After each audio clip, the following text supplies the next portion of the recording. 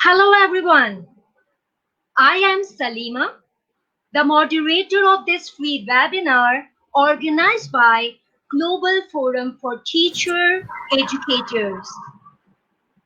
Today our guest speaker is Chang. She graduated with a BSc in Biopsychology from the University of British Columbia and with a master's degree majoring in counseling from the Trinity Western University. She also holds an advanced certificate in training and assessment from WDA. She is a certified creative trainer and is a certified behavioral consultant. She is also a certified grief solution focus coach. She is the founder of East Meets West Parenting, where she integrates parenting from the best of both worlds. She is passionate about nurturing and empowering the next generation to the best versions of themselves. Welcome, Chang. Over to you. Hi, everybody. Good afternoon. Thank you so much for being here with me this afternoon. All right, so I'm just testing sound. This is Cheesiah. Before we get started on the content, can I just invite you, if you can hear me clearly, could I just invite you to give me a thumbs up or just kind of like, give me a heart. All right, so if you can hear me clearly, actually, if you can hear me clearly, can you just type in the chat where you are from today? All right, so where are you joining us from today? Okay, can you just type that in? Hi, say hi. Which country are you listening in from? All right, so I know that we have a lot of participants who are joining us today. You're from different places. So can you just type that in? I'm from Singapore, just in case you're wondering where I'm joining you from. So I'm from Singapore. It's 2 p.m. right now for me. Okay, so it's 2 p.m. So where are we from? We've got good morning, we've got good afternoon. Fantastic. Okay, excellent. Thank you. All right, from Jammu, good morning. We have a lot of good mornings. Okay, so we've got different time zone. Welcome, welcome. And thank you so much for choosing to spend your afternoon for me. So I will do my best to make this hour as fruitful for you as possible. Okay.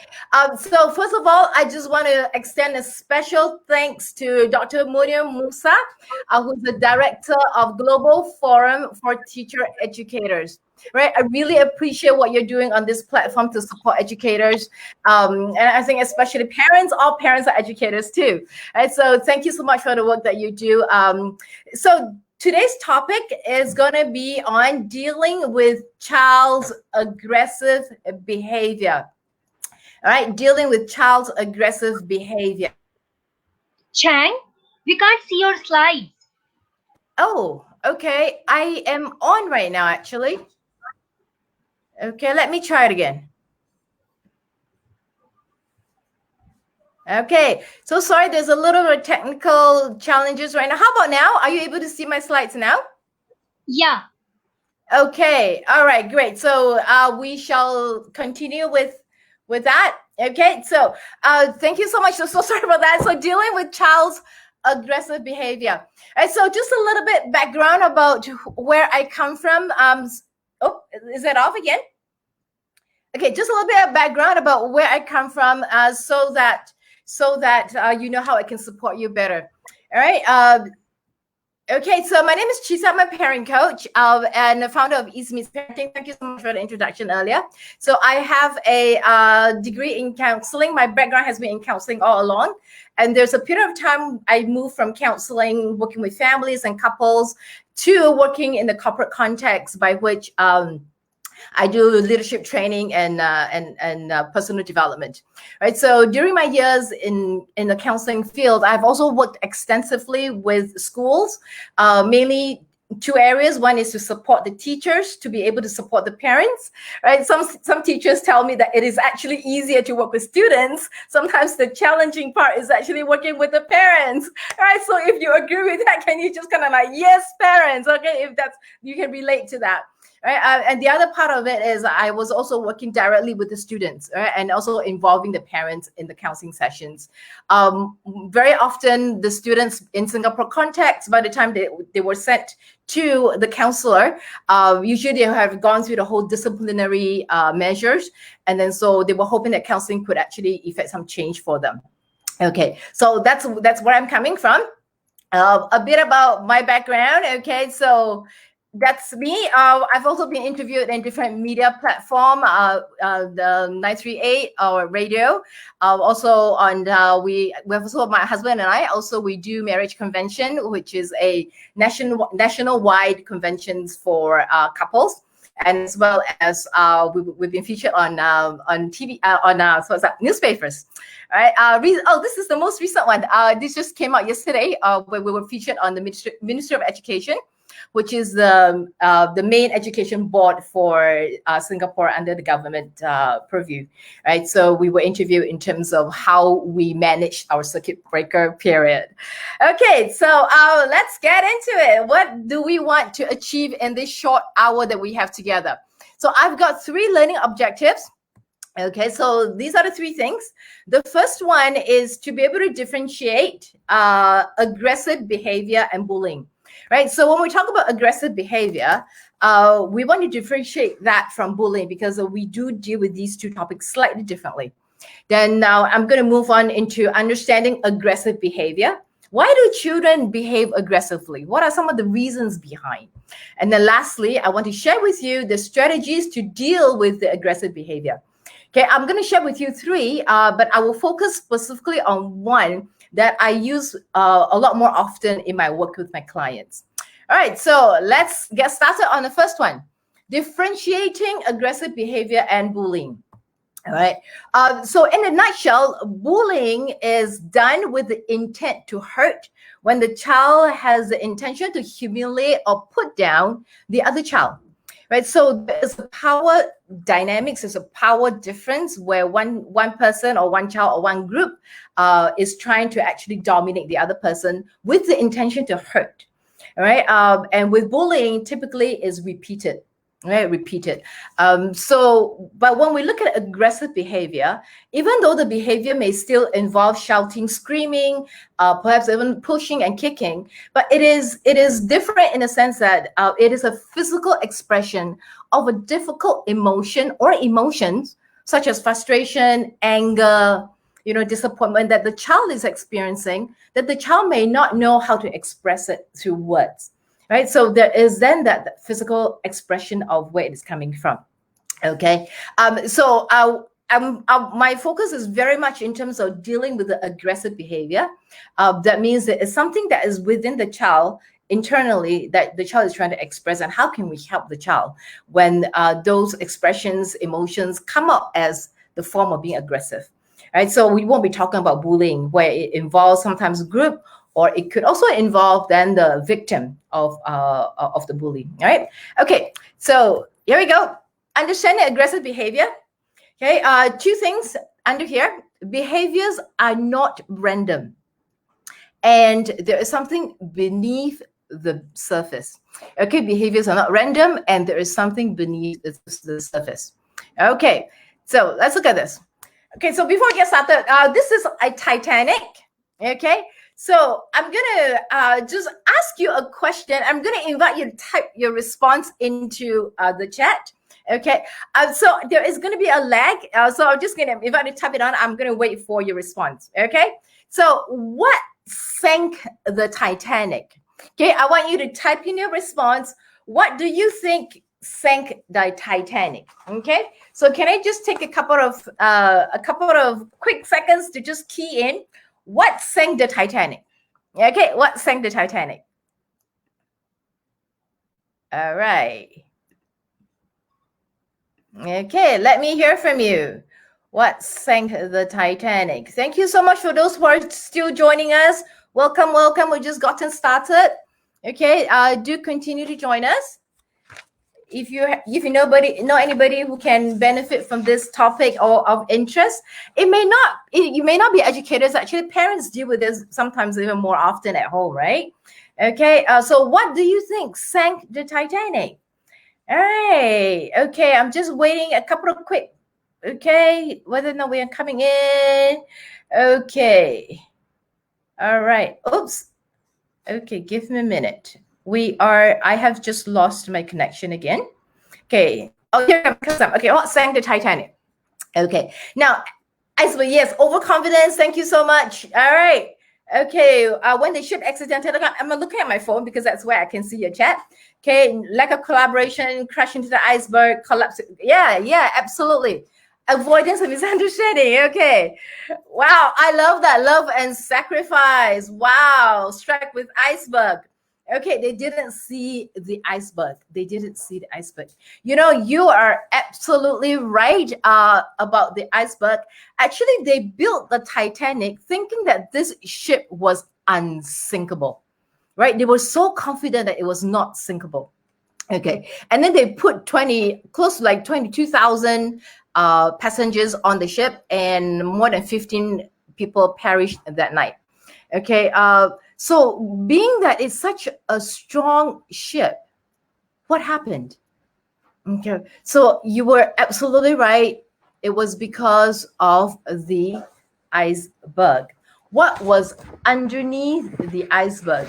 Okay, what was underneath the ice? It actually wasn't what was on top. It was actually what was beneath the iceberg that sank the Titanic.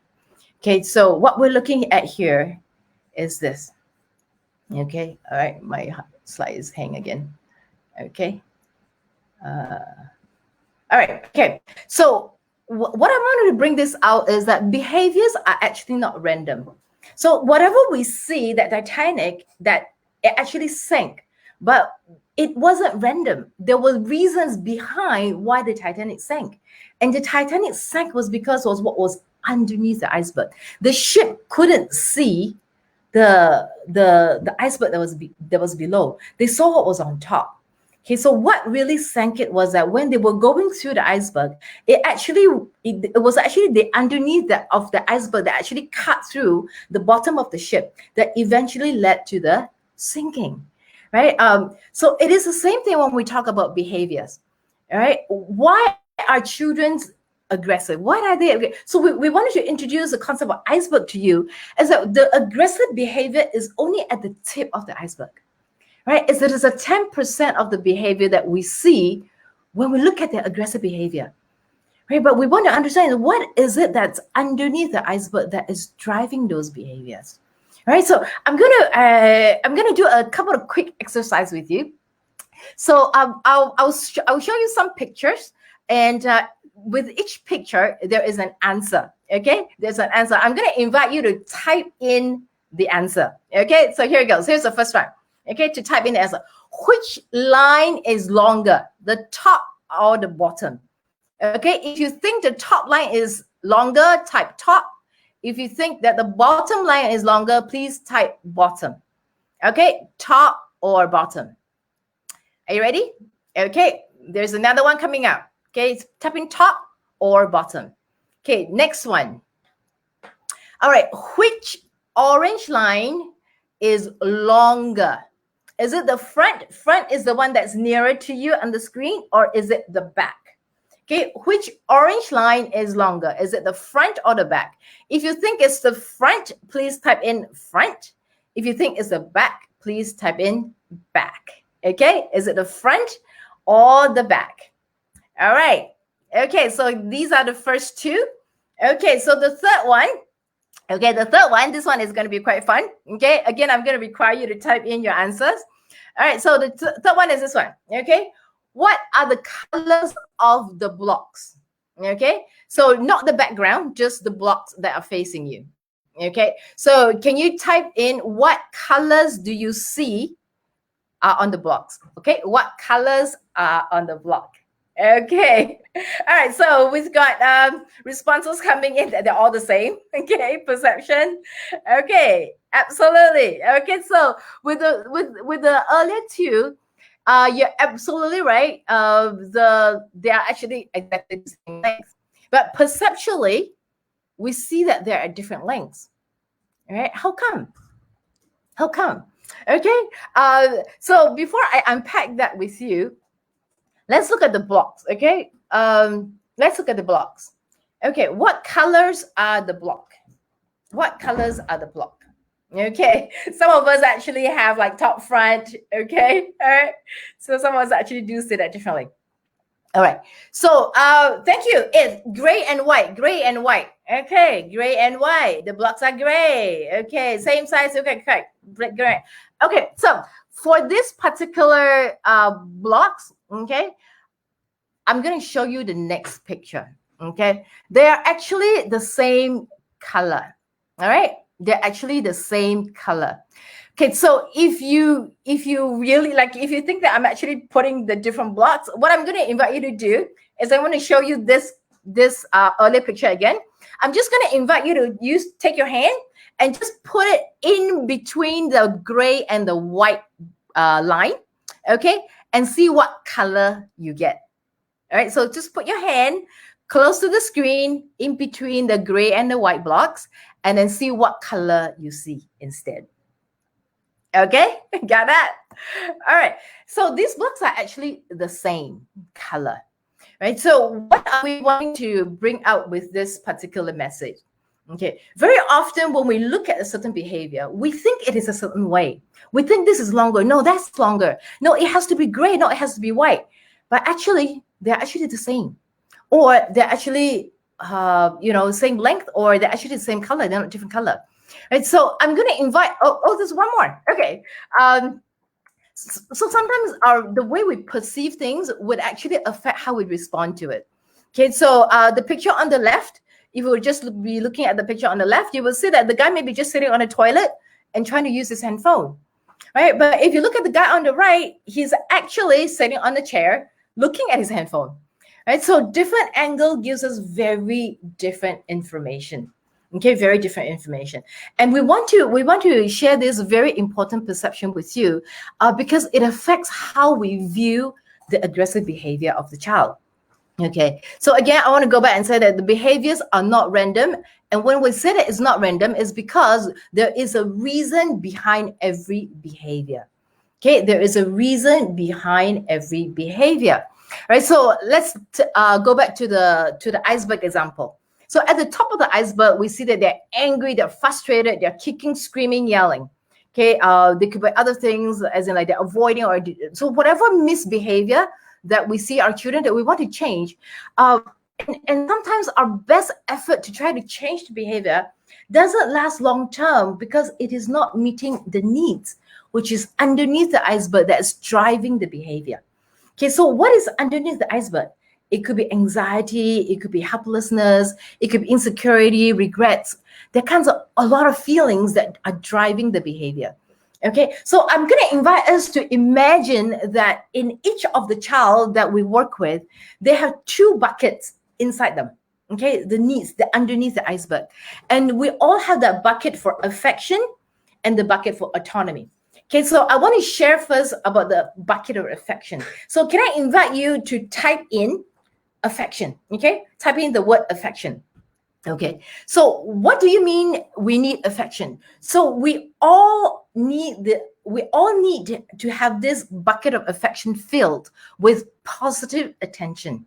Okay, positive attention. What that means is, do we communicate and converse with the child on a daily basis that's positive? When they do something well, do we affirm them? Do we say thank you so much for helping out your brother, or do we give them negative attention? Okay, so there was a mom. She asked me, what do you mean by positive attention? I give my kids attention all the time. Like, I'm always talking to my child. Then I asked the mom, like, what do you say to your child? It's like, I'm always talking to her, telling her what to do. Okay, so that is not positive attention, right? Positive attention is always preferred over negative attention. So positive attention really involves little things like, looking at the child with the in the eye, a stroke, a pat on the back, or just kind of checking, hey, how has your day been doing? It's just little things like that, which is very important for the child because it speaks to the child that they are important to us. Okay, but more often than not, our kids receive a lot of negative attention. So what is negative attention? It's like, let's say the child helps with dishes, washing dishes at home. And then after the child is done, she goes, Mom, I'm done. And the mom comes in and goes, you call this washing dishes? You missed this spot. You missed it. Why are you so messy? How come you didn't stack the plates properly? So there is a lot of negative attention to the behavior instead of the, thank you so much for your effort to help to do the dishes. I really appreciate it.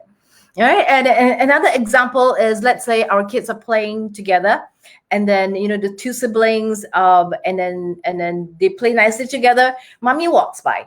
Does mommy say anything when we see them playing nicely together? Usually not. All right. But let's say 5 minutes later, mommy hears this thing. Mommy, my sister, your big sister, is pulling my hair. And what does mom do? Mom will go and rush to the siblings and go, why are you pulling your sister's hair? Play nicely together. Okay, play nicely together. Be kind to each other. Don't pull your sister's hair again. Right? So this older sister kind of like sits there and wonders, I play nicely with my sister. Nobody says anything. But the minute I begin to pull my sister's hair, mommy comes running. Maybe the way to get mommy's attention is to pull my sister's hair. So she started to pull the sister's hair again. And sure enough, mommy came running. And mommy started to scold the older sister, why did you do that? Didn't I tell you to play nicely and be kind to your sister? So over time, the child begins to learn, hey, in order to get mom's attention, maybe I will just keep doing the behavior that will get mom's attention, right? And you wonder, why do you like to be scolded? It is not, because negative attention is better than no attention at all. All right. So our child have this bucket that they need to be filled daily, which is the bucket for affection. Now, we want to ask, as educators, when we work with the kids, we want to ask the question, when the child is behaving aggressively on the surface, is your bucket for affection filled? Okay, so when this bucket is not filled, you will find that the child will do anything possible to get that attention, right? To get the affection. Or they may feel anxious, they may feel lonely, they may feel left out, and they don't know how to deal with these emotions, and it comes out as aggression. Okay, so that's the first bucket, which is the bucket for affection. Now, the second one is a bucket for autonomy. Okay, now can I invite you to then type in the word autonomy? Okay, autonomy. So, what does bucket of autonomy mean? I'm just going to give you an example. Okay, bucket of autonomy. Let's say we work. Okay, so we go to work. It doesn't matter what work you do. So you go to work, and the minute you step into the office, your boss tells you what to do, A, B, C, D, E, F, G, like everything has been laid out for you, okay, very clearly. And then there is no room for you to suggest what to do. Whatever your suggestions is like, yeah, I don't think so. I don't think that will work. I don't think that's good enough. Oh, you have done it my way, but you missed this. Okay, so in the whole day, in the way you work with projects, there is no autonomy. You have no say in terms of how you want to do things. And again, we are all born with this need for free will, that we have some control over the things that we want to do. Okay. Then the question is, for the kids that we deal with, right? And also, it's just going back to that story of the boss who tells you to do everything. How would you feel as a staff when there is a boss who is, always breathing down your neck and making sure that everything is done properly or the way that he or she wants it, right? Again, I'm just gonna push that back a little bit. Okay, what would that mean then in a child's life? Let's say every single day there is no room to be able to decide for themselves. Okay, perhaps there is a very high standard parent at home where they are just dictated, yeah, in terms of what they need to do.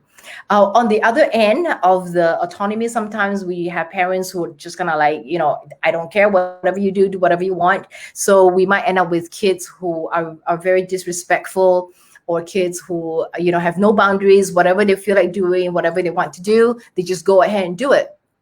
And sometimes parents say, isn't that what we are supposed to do? But absolutely not, because without boundaries and limits, kids do not know what is expected of them. Right? So when there is no proper boundaries and limits, children feel very unsafe. Okay, they feel very unsafe. It is like we are playing sports, right? Those of us who do sports, it's like we're playing sports without all the lines and all the rules and boundaries. So we kind of like don't know what are the expectations. But with clear rules and boundaries, then we can freely move within the rules and boundaries. And within the rules and boundaries, we are able to actually exercise our free will. Okay, so there is safety. Okay, so there is safety. All right. So again, asking the same question, the child that we're dealing with in front of us who are angry, sometimes it is because the bucket of autonomy has not been filled. Okay, I do a full session with parents about affection and autonomy and how to meet that need with the child. Again, sometimes parents take affection as, what do you mean? I just praise the child every day, every single day. Absolutely not. There is skill to praising. Okay, but when there is no praise at all, or there's no attention to the positive behaviors at all, then the child has no way of knowing that, hey, what I do matters to you. Okay, and I'm also not saying that we do not correct behavior, right? But what I'm saying is, when these two buckets of needs are not met, that could be the driving force for the child who acts up aggressively. Okay, so in the parenting, we find more often than not, it is the bucket of autonomy that has not been met that actually drives the child to be a lot more rebellious, okay, or a lot more aggressive, because they are actually wanting to exercise that sense of control for themselves. All right. So Not only in the home context, other contexts as well. How about in the school context? Sometimes, do they also have these two buckets met for them? Personally, I don't think school is just about teaching, right? In order for teaching to be effective, I think the same concepts apply. We need to ensure that our students' buckets of affection is filled, that the bucket of autonomy is filled. And when these conditions are filled, I think teachers, you would agree with me that they will feel emotionally a lot settled. When they're emotionally more settled, it opens up the door for the learning. Okay, so beneath the surface and the iceberg, we want to ask the question, are the buckets filled? Okay, so beneath every behavior, all right, there is a feeling. And beneath each feeling, there is a need. So when we meet that need, rather than focus on the behavior, okay, rather than focusing on how to stop the aggressive behavior, we begin to deal with the cause, not just the symptoms, which is the aggressive behavior. Okay, that's where we're coming from. All right. So beneath the surface, I'm asking us to look at the aggressive behavior differently. The next time the child acts up is our child who is acting aggressively.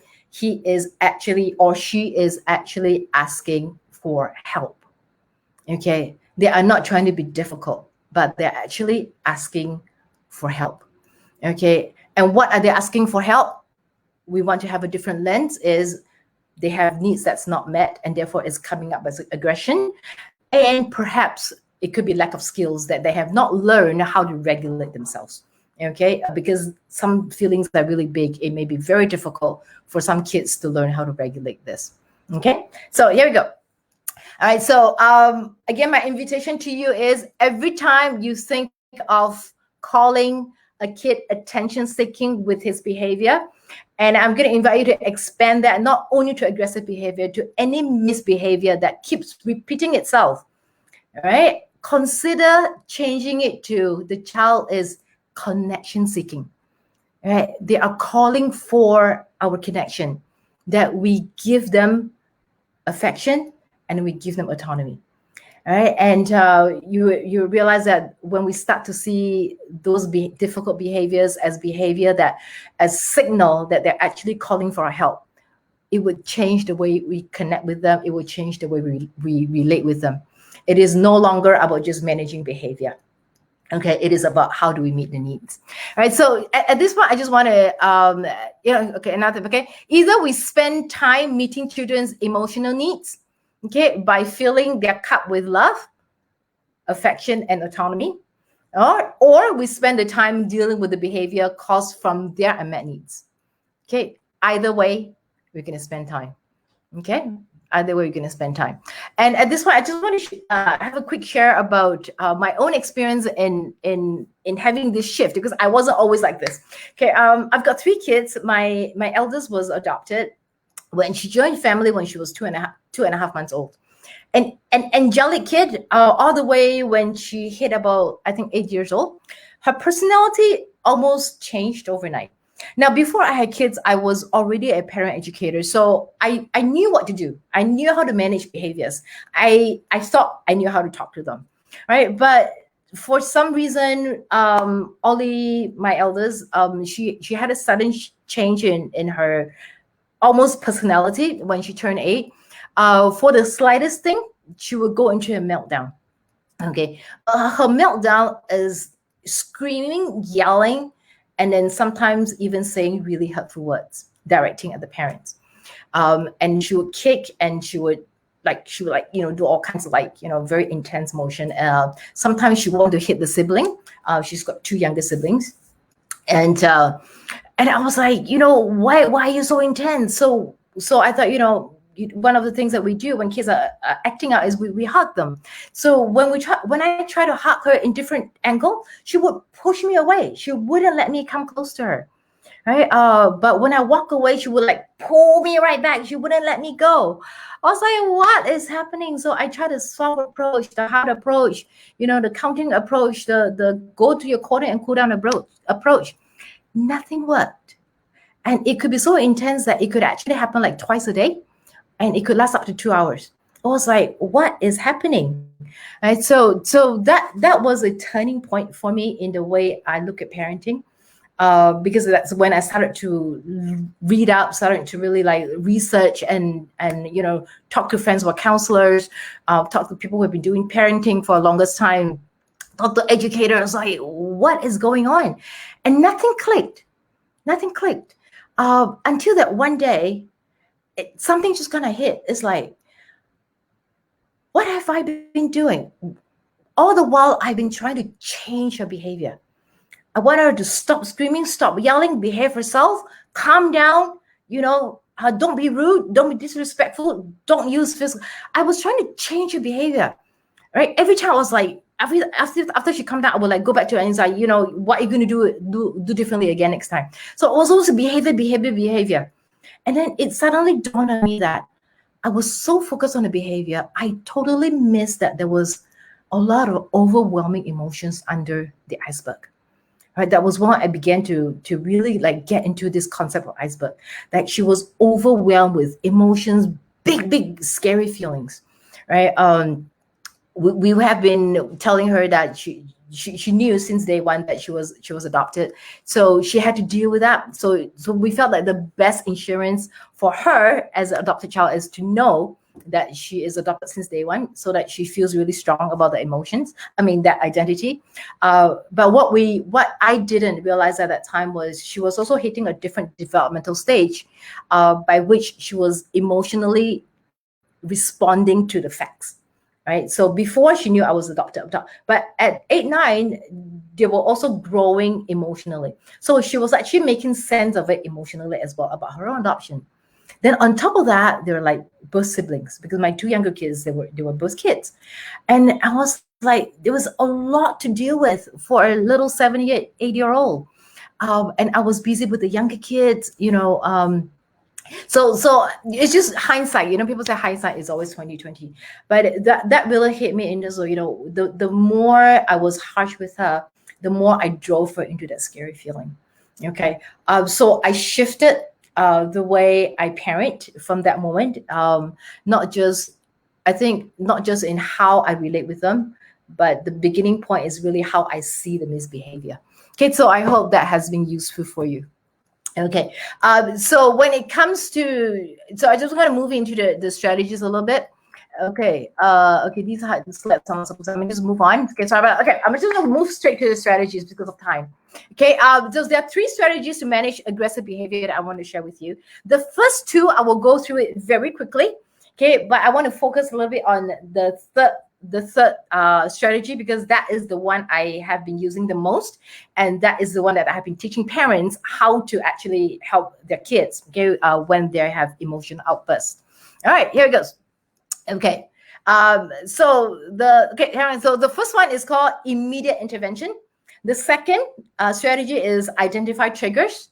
The third one is 5E journey from chaos to calm. I've changed that from conflict to connection. Okay. Now, 3 strategies. The first one is immediate intervention. Now, even though this is not a bullying case, but sometimes the child gets so angry, they start to throw things or they start to hit. Okay, so if there is harm to themselves as well as harm to perhaps other kids around, the first thing you do is safety issues are involved. We step in immediately to make sure that everybody involved is safe. Okay, so there is no time for connection. There's no time to talk. There's no time to converse. This is not the time to do it. So safety is the issue. Okay, so can I invite you to type the word safety?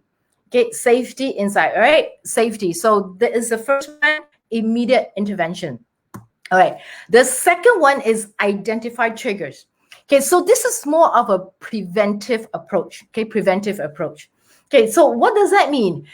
You would notice, or if you have worked with a kid who has had this aggressive behavior, you will probably notice that this aggressive behavior doesn't happen just once or twice. Okay, especially those who has a bit of a longer term difficulties. You will notice that there are actually certain triggers that you could identify as to when these triggers may actually lead to the child melting down, that then leads to aggressive behavior. Okay, so what are triggers? Triggers are situation or an event that routinely precipitates aggressive behavior or outbursts. Okay, so I'm going to invite us, especially teachers among us, if you have a child who consistently or regularly have this aggressive or outburst or explosive behavior, just take a note, keep a record of the timing, the when, the where, the how, even the why.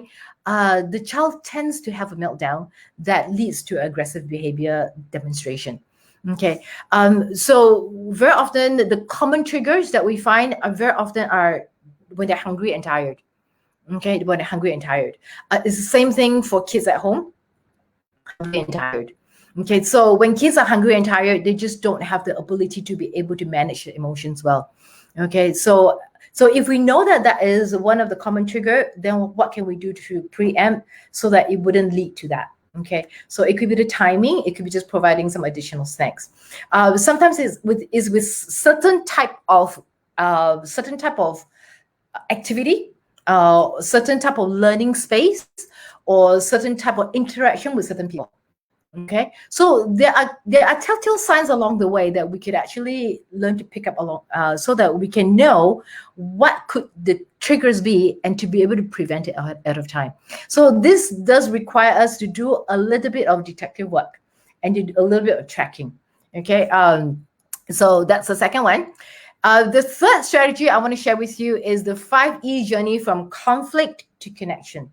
Okay, how do we turn a conflictual situation for the child into a time where we form that connection with them so that they can calm down, so that they can get into the space of exploring what they can do next time. Okay, so the 5 E's: to engage, to enroll, to empathize, to explore, and to empower. Okay, so I call this a journey because we are on a journey with our child. A journey from a conflict point to the point of connection, to the point of calm. Okay, so keep calm and drive safely. That is for us. Okay, keep calm and drive safely. Okay, a couple of quick background. Okay, so under stress, this is if a child is under stress. Typically, there are 3 responses. They fight. Okay, so it's right here. Okay, the typical response is they fight, they flight, or freeze. Okay, so the child is obviously under some kind of stress to trigger it, right? And their reaction for this particular child is a fight reaction. Okay, some child don't fight, they don't become aggressive, they run away, they don't talk about it. Some kid just kind of like freezes and don't know what to do. Right? Given a choice, I think fight is probably a little bit easier, quote unquote, to deal with because we know that they're having a difficult time. For child who withdraws or freeze, sometimes they don't even know what's happening for them or with them. Okay, so the fight, flight, and freeze response, it comes from, we kind of come back to the sensory input right here. Okay, the sensory input. Okay, so the sensory input gets in our brain, then our amygdala, okay, then begins to process: is this safe? Is this information safe? Okay, am I safe in the environment? Now, safe safe is very arbitrary. It could be a perceived threat, or it could be real threat. So let's say in a real threat, a dog is running after the child. Okay, a real threat could be like, it is okay to run, it is okay to fight, and so that could be an appropriate response. It is when it is not a real threat, it's a perceived threat, but the amygdala sees it as a real threat. Okay, so in the normal circumstance, we would then move into the prefrontal cortex. Okay, so we say, okay, now there is a threat. I'm being attacked. Okay, the prefrontal cortex will say, okay, it's okay. It's not real. Okay, you can stay calm. Let's see how to resolve. How can we problem solve? So that is the top part. Okay, but for the aggressive child or the child who's having difficulty, the amygdala is so wired that it's not able to go into the prefrontal cortex of thinking brain, right? So they move into that the fighting space. Okay, and I really believe that the only way to connect back the amygdala to the prefrontal cortex of thinking brain is through connection. okay, to be able to bring the amygdala to calm it down so that it can go back to the thinking brain. Okay, so that's what we're coming from. So when a child can't calm down, they need connection, they need comfort. Okay, not criticism and control. All right, so again, I'm going to invite us to see that when the child is not giving me a hard time, my child is having a hard time. Okay, my child is having a hard time.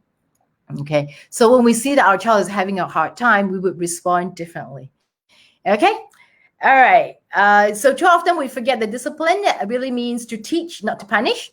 Okay, so we want to use this opportunity to be able to teach our child.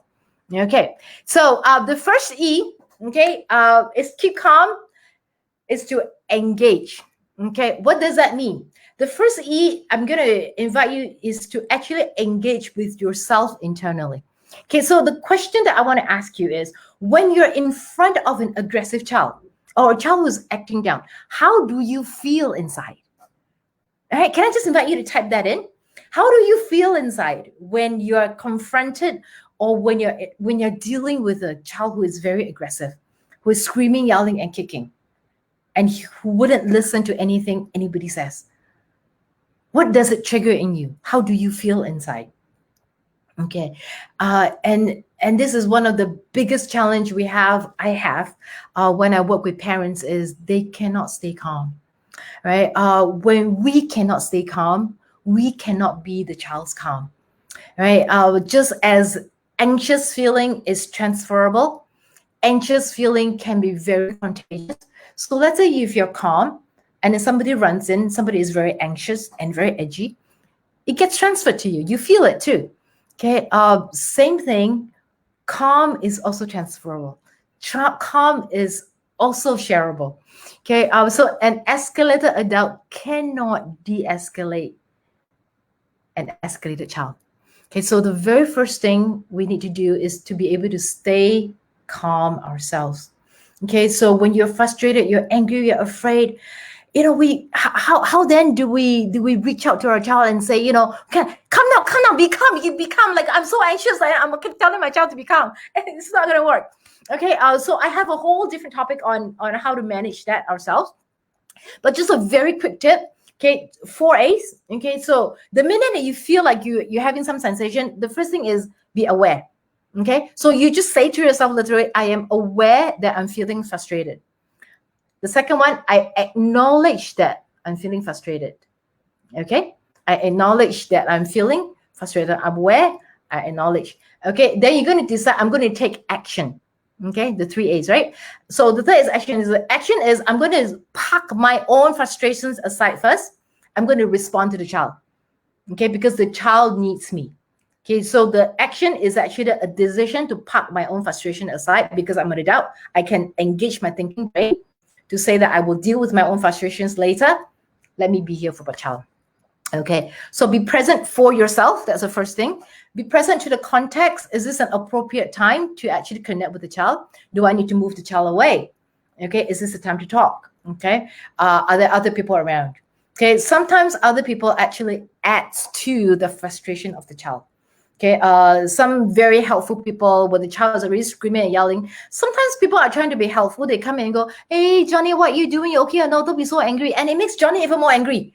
Okay, so sometimes other people may not always be helpful. Okay, so you may actually want to just consider these three factors. Okay, but most important thing is for us, ourselves, to stay calm.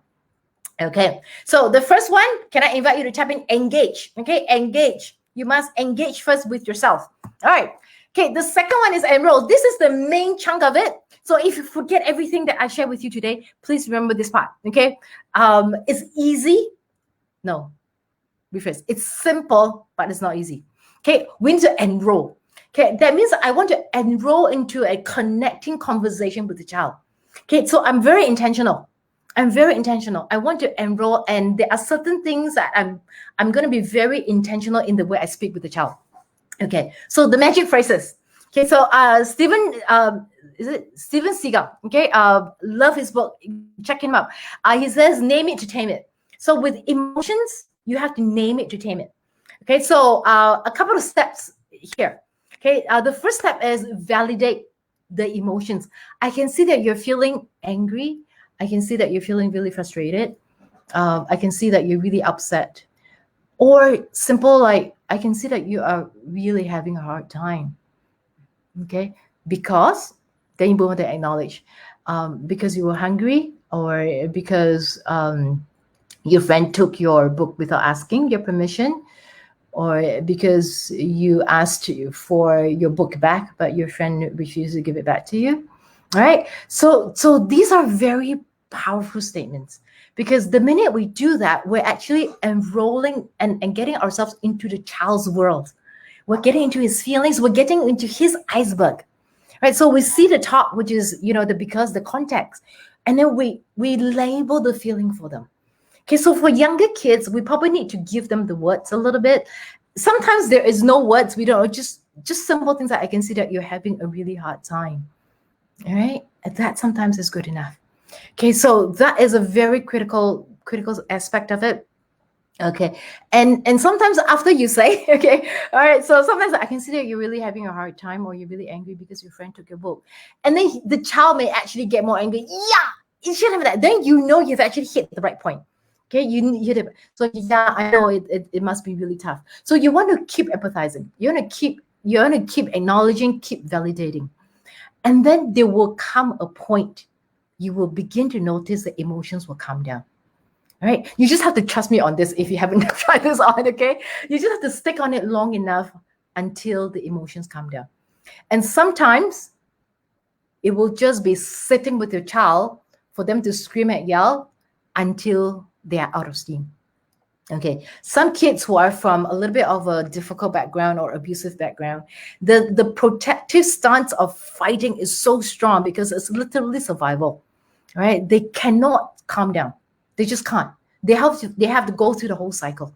Again, we must always know that we don't know the background of the kids that we're dealing with, especially teachers. Right? So we always want to be gentle with them, and then be safe, be their safe space. Okay, be that person for them. Okay, so after you notice that they're coming down a little bit, you might ask them, is there more that you want to tell me? Okay, so that's the C, is there more? Right. So if he might have more, he might not. Then again, whenever there are new emotions come out, you just say, I can see that it's difficult for you. Is there more? Okay. And then when you kind of like find out it's pretty much there. Okay. Do a quick summary. So just now you felt really angry when this happened and that happened. Okay. Did I get you? All right. And then you would, by that time you would notice that your child is already on your side. Okay, so you went from your side to your child's side, and then your child will, then it's calm now that you're all on the same side. Okay, so you do this until the child is calm. Okay, so I'm so sorry, there's no shortcut to this. um, Sometimes some kids calm down faster, some kids take longer. There is just no shortcut. So I understand that as a teacher, our time is very limited. But sometimes when we spend the time with the child, okay, you may have actually better longer term effect than just trying to manage the behavior then. Okay, so I want to move on. So that's the enroll. So can I invite you to type the word enroll? All right, enroll all the way. Okay, so the first one was engage. The second one is enroll. Okay, enroll in a connecting conversation. Now, moving on, the third one is empathy. So this one I don't always do, but this one is a must step when there is bullying involved. Okay, but empathy, sometimes I may add on, just like, last time. So that one's a tell a story. There was one time, I also, somebody took my things and they didn't ask for my permission. I was really upset too. Okay. Now, telling story again, this is part of empathy. I'm letting the child know that I understand your iceberg, that it is okay to feel angry, that when something like that happened, feeling angry is very normal. Okay. Right. Tell your story. Okay. Those of us who are thinking about, but how about behavior? I'm coming to that. Okay. We are still on the feeling part. Right? We're still underneath the iceberg. All right. So when kids are involved, well, another person is involved. So even though they may not be intentional, but in that moment, they actually end up hurting somebody. Okay, so I will then tell the story from the other person's perspective. Okay, without judging them. So it is not about you have done wrong thing. It is about, I might just say, Johnny, just now when you were angry and you hit Johnny or hit Mary on the head, how do you think Mary might feel? Okay, so I would still use question to see whether or not I could draw out whether or not Johnny is aware that his action has an impact on other person. Okay, so he says, I don't care, I don't care. Like I may leave it now, but I must say, Johnny, if it is me and somebody hit me on the head, I think I would feel, or I think I would be very okay. So tell the story from the other person's perspective so that they can broaden and also come to understand the impact of the behavior. All right. Okay. So the fourth one is explore. Oh, okay. Can I invite you to type in empathy? Empathy. Okay. So the third one is empathy. Okay. Cool. All right. So engage and enroll empathy. And the fourth step is explore. Right. So the principle here is all feelings are okay, but not all behaviors. Okay. All feelings. It is okay to be angry. It is not okay to shout, push, kick, hit. Okay, so this is where we need to be very, very, very kind to them. As I understand that you're frustrated, I understand it's difficult. It is not okay that in your difficulty you say the hurtful words, that you end up hitting yourself. Sometimes they hit themselves, or you end up hurting somebody else. Okay, so here's a principle. So how do we explore? Okay, so in the exploration stage, this is, most of us, we do this, we call this problem solving, and as much as possible, I'm going to invite us to look at our kids as if that they are competent. Okay, they are competent. We start from that space. So that means we want to, first of all, to enroll them in a conversation and to find out about what they know, what they have, before we actually tell them what to do. Okay, because we tell them what to do, it is my solution. If it doesn't work, it's my problem. It is not their problem. Okay, so the important thing with exploring is come up with something that the child can own and take responsibility for. Okay, so it's about working towards solution. It's about redirecting behavior. So I wouldn't necessarily always say that, hitting is wrong, because there are certain situations where the child needs to protect himself that he may need to actually hit. Right, so I always say that hitting is one way. Are there other ways? Okay, that is more productive, that's more helpful, that's more effective in helping you to get what you want. Okay, so general starting point is, how can I support you moving forward? How can we move forward from here? Okay, what do you need so that the next time it happens, you can do better? All right, so I'm always forward looking, so that next time you can actually help yourself, so that next time you can actually call for help. Okay, so that next time, before you kind of lose it, there is something that you can do. Okay, how can we support you? How can we work towards that? Okay, so allow the child to make suggestions for possible solutions. What do you think? What have you tried that helped? Importantly for here is there is no wrong answers. Okay, no wrong answers. Okay, so let me just give you an example. Okay, and an example will be like, next time I'm going to hit the child again. Okay, I'm going to hit you again. So I'm going to give you two demonstrations, A and B. Okay, and you key in, you prefer A or prefer B. Okay, so next time I'm just going to hit him again if he take my things. Okay, so demonstration A will be, what do you mean you're going to hit him again? Didn't you learn from this lesson that hitting is wrong? After all this time I talked to you, you're still going to use the same method. Haven't you learned anything? Okay, demonstration A. Demonstration B. Okay, hitting is an option. So I'm just wondering, what do you think it's going to happen if you were to hit again? What might happen to you? Do you think that's going to be helpful?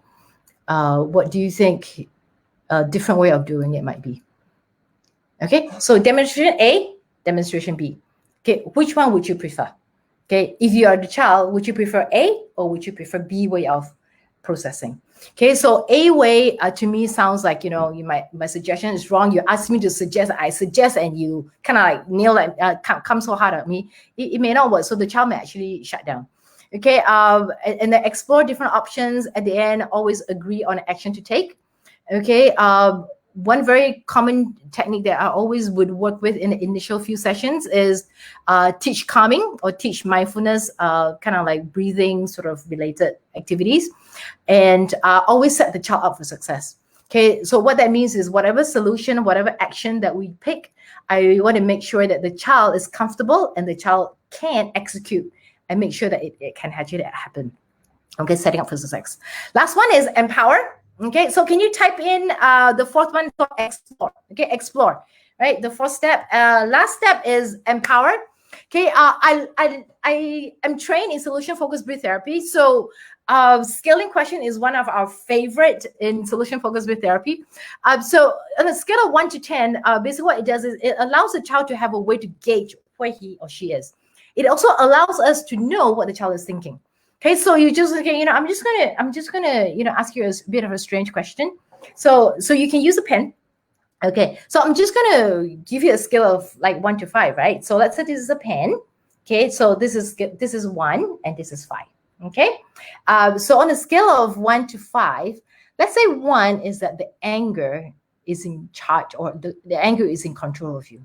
Okay, and then 5 is like you are in charge of the anger, that you know what to do when you're angry. Okay, so 1 is anger is in charge of you, like there's nothing you can do. 5 is you're in charge of the anger. Where are you now? All right, then you just wait for the child to tell you. Okay, very seldom I have child telling me that's 1. More often than not, for kids who are like very reactive, it's like a 2 or 3. Okay, so then I work with 2 or 3. It doesn't matter where they are. Okay, it just gives me something concrete to talk about. 2 or 3. Oh wow! So there are times that, so you're saying anger is not always in control of you? Wow. Can you tell me, like, what do you do at a 2 or 3 that you don't allow anger to like control you? Then I begin to find out what are the resources the child have that's already helping him. Okay, so then I might want to, so what would it look like when you're in charge of the anger? Okay, when you're in control. So I might explore a little bit what that looks like. Okay, then I might explore, so let's say next time it happens, you're on a 4, like you still feel angry, you're not fully in charge yet, but you are a little bit in charge. Okay, so what would you be doing at a 4? Okay, what would help? Okay, what would that look like? All right, so scaling, I love it. It's something that I use a lot with adults as well as kids. Okay, so once you get that, to wrap up the session, make sure that you affirm the effort. Thank you for your willingness to talk to me. Thank you for being honest. Thank you for going through that. It's not easy. You work so hard to calm down. Obviously, you do know how to calm down. Things like that. Okay, the suggestions, brilliant idea. I think you are really resourceful. You want to pick up the things that will help them to manage their anger. Okay, so these are the things that can help them. And lastly, make sure that we follow up in terms of, hey, can I just check in with you next time? Maybe in a week or 2's time, see how you're doing. Okay, so empower. Okay, so can I invite you to type in the word empower at the bottom? Empower. Okay, so here are the 5 E journey from conflict to connection. It does take a pretty long time to go through the whole process. But if it's limited time, my strong encouragement and invitation to you is for you to focus on number 2. Okay, catch yourself, park that aside, but really focusing on the enrollment conversation with the child, that we connect with them.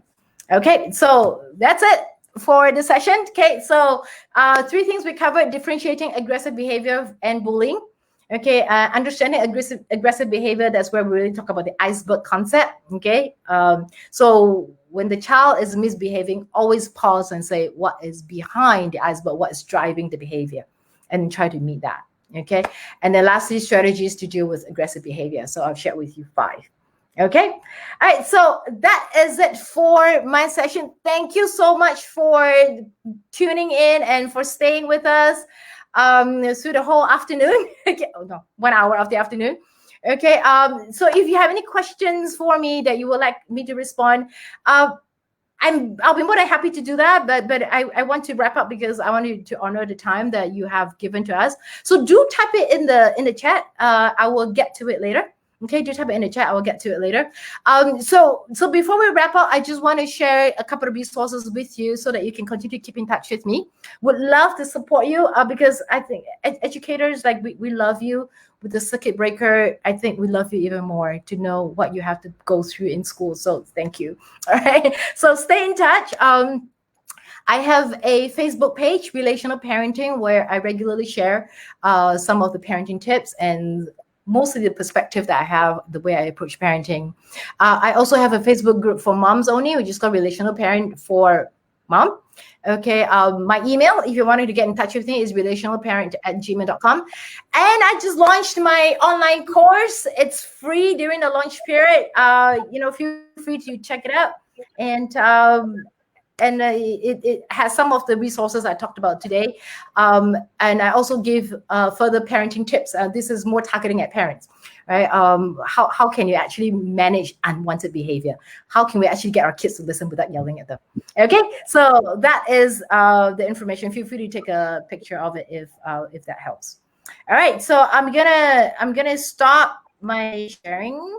Okay, and Okay, so right. hello everyone. I'm Dr. Munir, Volunteer Director of Global Forum for Teacher Educators.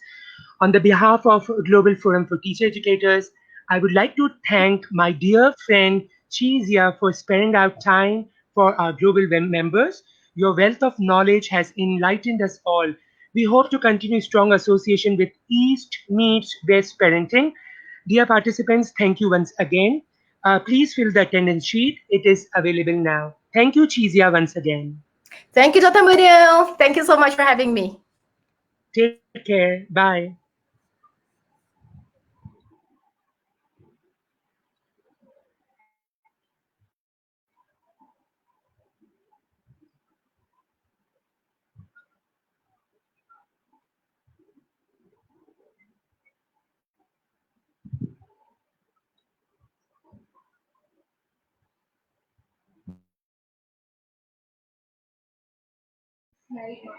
Dear participants, the attendance sheet is pinned. It is active for the next 20 minutes. Goodbye.